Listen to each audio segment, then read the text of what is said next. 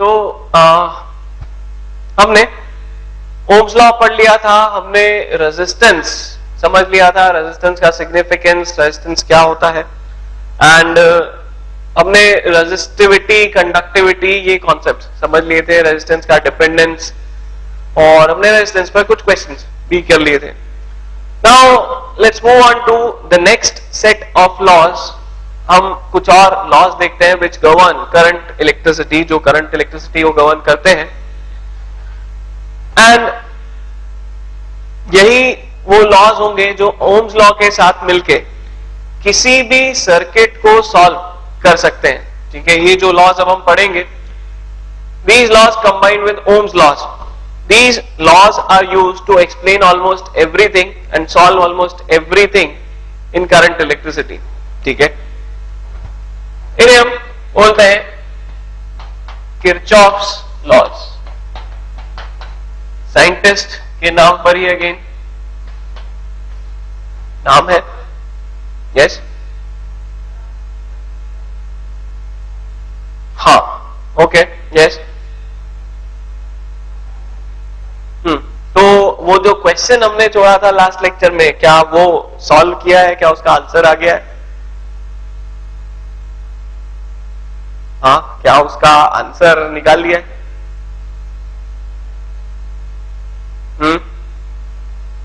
Okay, fine. सो पहले हम फिर वही करते हैं, उसी को डिस्कस कर लेते हैं.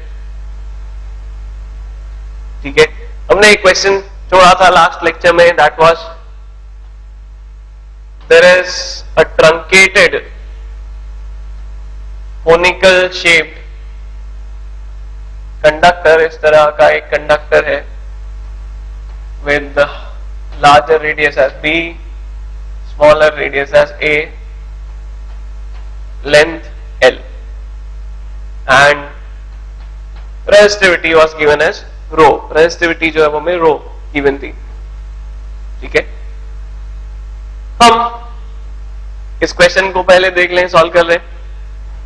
नाउ यहां पर क्या क्या हमारे सामने प्रॉब्लम है सॉल्व करने में, सबसे पहले उसको समझे. हम जो हमने रेजिस्टेंस का फॉर्मूला लिखा था रो एल अपॉन ए, उसमें हम एरिया ऑफ क्रॉस सेक्शन को यूनिफॉर्म मान रहे थे.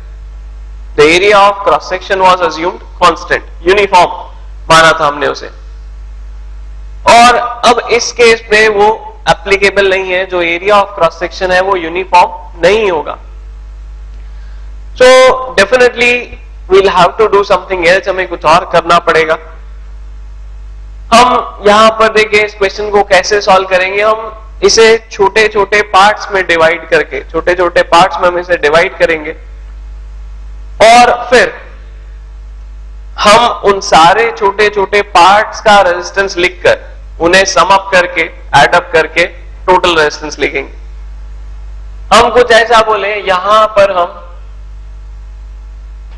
ए वाले क्रॉस सेक्शन से x डिस्टेंस पर dx थिकनेस का एक एलिमेंट कंसिडर करते हैं. We consider an element at distance x from the smaller cross section having a radius r.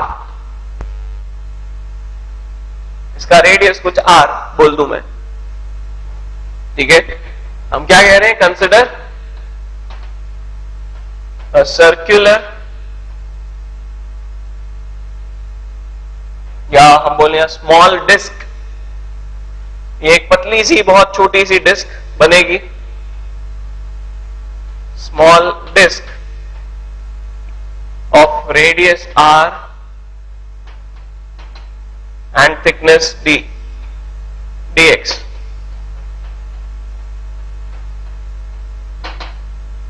at distance x from smaller cross section.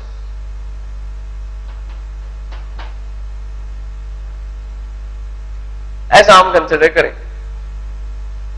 ठीक है, now the resistance of this small disc will be given by dr equal to rho dx upon pi are square.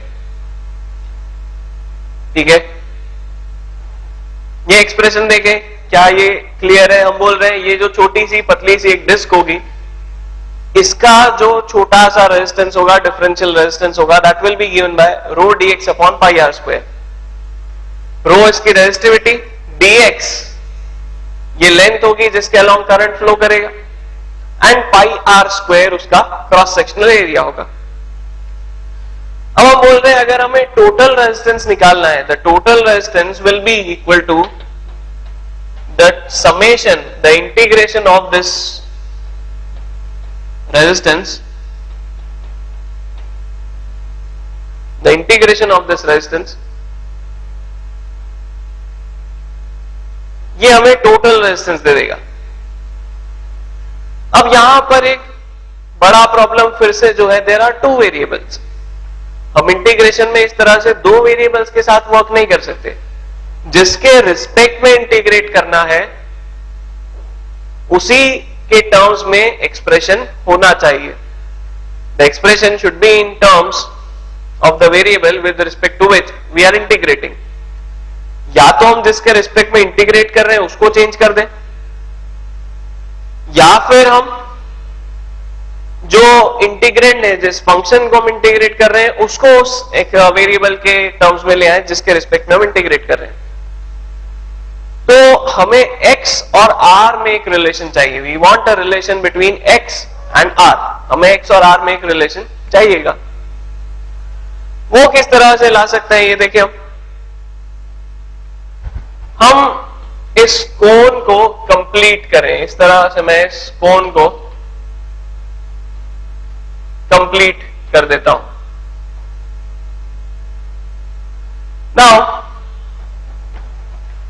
Observe that this triangle, ये जो triangle है और ये जो बड़ा वाला ट्राइंगल बनेगा, these are two similar triangles. जो दो ट्राइंगल्स मैंने मार्क किए, एक ये वाला और एक ये वाला, दीज आर सिमिलर ट्राइंगल्स। ये जो है सिमिलर ट्राइंगल होंगे।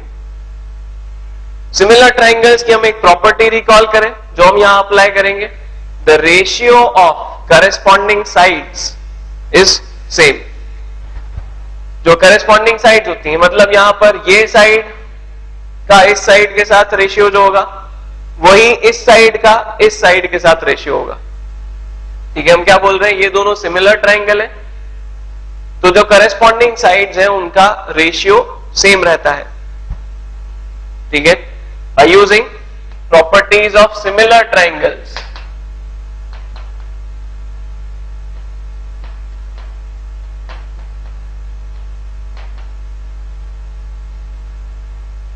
Similar triangles की प्रॉपर्टी यूज करके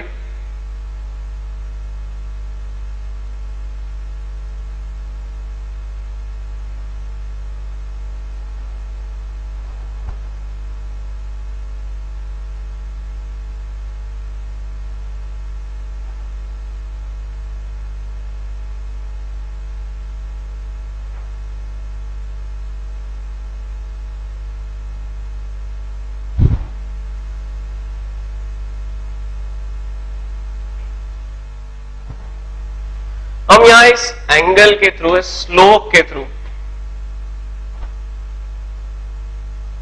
डिनोट करते हैं। इस स्लोप के थ्रू हम इसे देखते हैं, उससे बेटर होगा।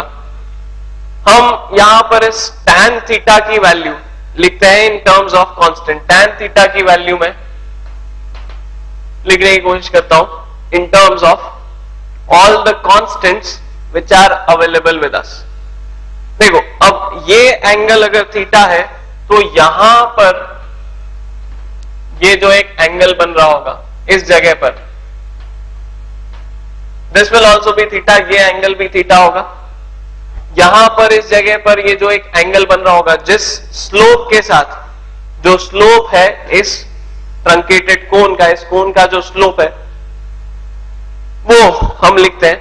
तो this dimension will be equal to b minus a, base sorry perpendicular upon base b minus a upon l, इस तरह का रिलेशन हमारे पास आएगा. tan theta will be equal to b minus a, इतना लेंथ, अपॉन ये l.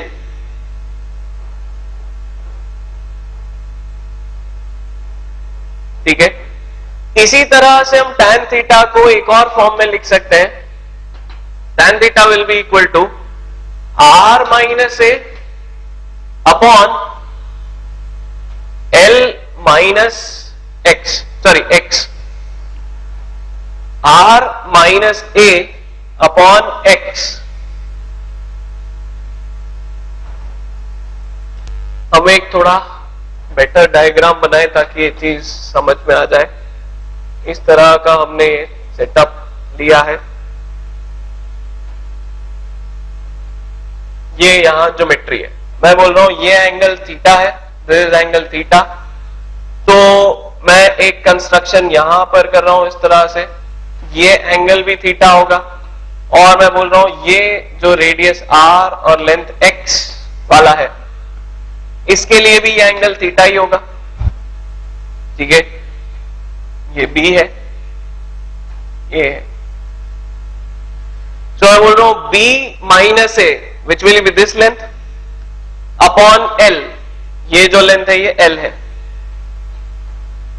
This will be tan theta. And also r minus a upon x will also be tan theta. ये भी tan थीटा होगा. इन दोनों को हम equate कर सकते हैं, दोनों ही tan थीटा है. हमें रिलेशन मिलेगा b minus a upon l is equal to r minus a upon x.